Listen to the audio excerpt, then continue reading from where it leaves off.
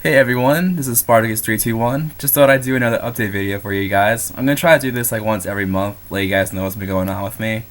Hopefully I can stick to that. It's kind of hard for me to stick to something that I say I'm gonna do, but you know, stuff happens.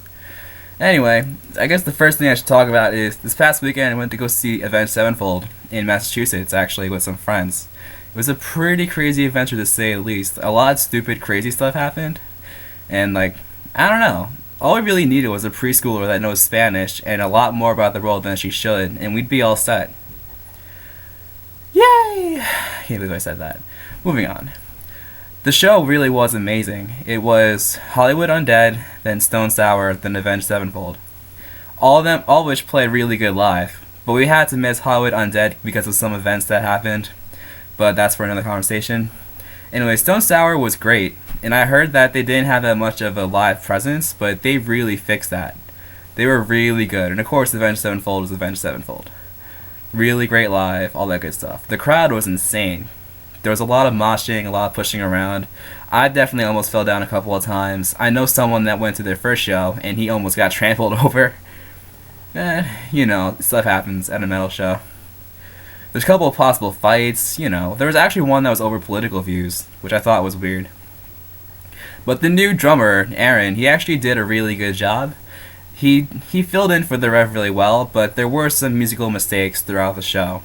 He messed up the intro to God Hates Us by coming in a little bit late, and I thought overall that song was played way too slow. And then the intro to Little Piece of Heaven, he kind of screwed up, and it was bad enough that M Shadows had to say, "Whoa, bro, we're not up to that yet." So you know it was like, for musicians, we call that an audience mistake. That means that the audience can tell that you made that mistake, because there are some mistakes that only you can tell because you're the one that's playing the music.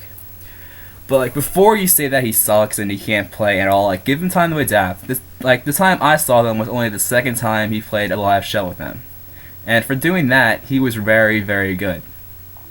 It gets me excited to go see them again sometime in the future because I want to see where they go from here. Also makes me wonder like if they're gonna gel. Because something I also noticed about the show, there was a lot of tributes to Jimmy. Now I understand that you can mourn his loss and he was a great person to everyone that knew him. But at some point you do have to move on. And I did hear somewhere that the main reason that Avenged Sevenfold and Mike Portnoy parted ways was because they didn't want to be known as Avenged Sevenfold with Mike Portnoy. But it seems like they're going to start becoming Avenged Sevenfold with Aaron. Not in a good way, though, like with a bad way. I mean, it should be... Bleh. It seems like they're turning into Avenged Sevenfold with Aaron filling in for the Rev. Because, like, they had a banner with him for at least 3 or 4 songs. Which I understand that you're mourning for him, but you do have to move on as a band and not, like, live on the past. All that being said, they were really, really good. I definitely go see them again, but personally I enjoyed myself more at the Muse show. That could just be me. Speaking of, I heard on the radio that they're possibly playing a US tour this year, which without a doubt I'll be going. And of course I'm going to ask some friends to go with me this time, because when I went to go see them before, it was only by myself. Because I'm the only cool guy that loves Muse. That I know, apparently. Anyway, with all that being said, I also got DJ Hero 2 yesterday.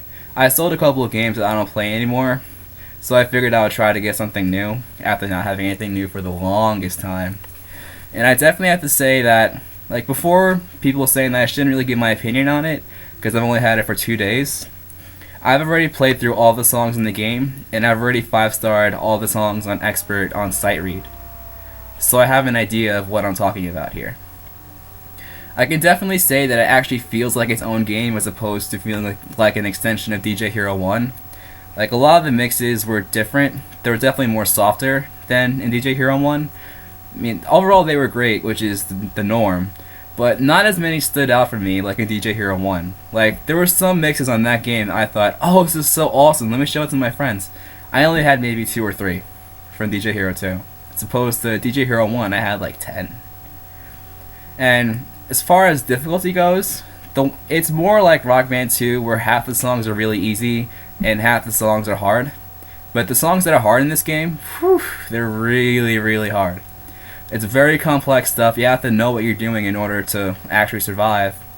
And if you could actually fail in this game, you probably would fail really easily in some of the points. That being said, though, that like the difficulty is definitely harder. I mean, they make things a lot easier to get points because their career mode is called Empire mode, because you're just building your empire upon your coolness as a DJ. And as you go through Empire mode, you're playing these duels like you do in Guitar Hero 3, where you play this guy and you're supposed to beat him in order to show that your penis is bigger. You know, that kind of stuff. You know what I'm talking about. You know what I'm talking about. Anyway, when you beat the DJs, you get a certain DJ table, which is like a guitar, that you can use throughout the game. And there's about 6 of these that you can get, but they make scoring way easier. I believe the first one makes it so that normal notes get more points. The next one is scratches get more points. Then star power lasts for double the time. Then your multiplier goes up to 5 as opposed to 4. Then another one is rewind, you go back twice as far as you would before. And then the last one is you get to use hyperspeed. Now 5 out of the 6, they definitely give you more points in the long run, which makes 5-starring songs in this game pretty much a joke, if you know what you're talking about. A way to represent that is, when I got the achievement for 5-starring all the songs on Expert, I only got 16 gamer score. That's right, 16 gamer score. Meanwhile, at the end of Empire mode, one of the last sets you play is 3 songs by DJ Shadow, and if you get at least 3 stars on all of them, you get 100 gamer score. That's if you do it on Expert. If you do it on Expert, then you get the ones for hard and medium too. And with all that total, you get like 225 gamer score. Meanwhile, you just get 16 for 5-starring everything on Expert. Kinda bullshit. But it does show how easy it is to get points. All that being said, I love the game. It's definitely something I'm going to be playing for a long time. I'd rate it a 9 out of 10. Only because it's not perfect. Definitely some stuff that I don't like. But hey, it's a game. And it's fun. So I'm going to be playing it for a long time. Which brings up the question that I've been asking myself lately. I've been thinking about recording all the mixes on DJ Hero 2. Kind of like what I did with Rock Revolution. Except they won't be start reads, of course.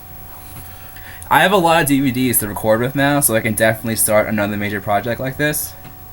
What I do want to ask though is like if you guys would actually want me to. If you would and would like it that I don't use rewinds, just say so. Because I'm fine with not doing rewinds, but because of that, I'm not going to get the best score. If you want me to, but want me to try for a high score, go ahead and say that. The problem with me trying for a high score is I'm definitely going to use rewinds, and there's a couple songs where I've used maybe 13 or 14 rewinds, which is saying a lot. If you don't want me to at all, just say so as well. Since like everyone's going back to school now, all my friends started going back to school this week, we're not going to be able to get back together and do commentaries as often as I would want to. But, you know, stuff happens. People have lives, believe it or not. Anyway, you can check out my newer videos if you haven't done so yet. I posted a couple of stuff from Smash Hits and Guitar Hero Metallica.